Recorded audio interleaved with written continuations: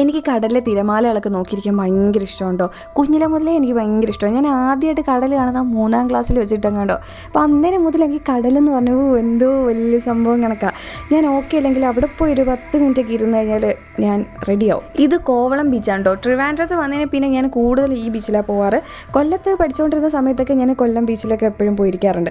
ഇതൊരു അപ്പാപ്പം വിറ്റുകൊണ്ടിരുന്ന കേട്ടോ. ചിപ്പിയൊക്കെ കൊണ്ടുണ്ടാക്കിയിരിക്കുന്നത് കുറച്ച് സംഭവങ്ങളാണ്.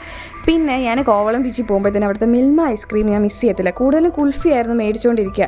അപ്പോൾ ഇന്ന് ഞാൻ കുൽഫി വേണ്ടാന്ന് വെച്ചിട്ട് അതിനെ നൈസിനെ ഹേമയുടെ കയ്യിൽ കൊടുത്തിട്ട് ഞാൻ ചക്ക ഐസ്ക്രീം മേടിച്ചു.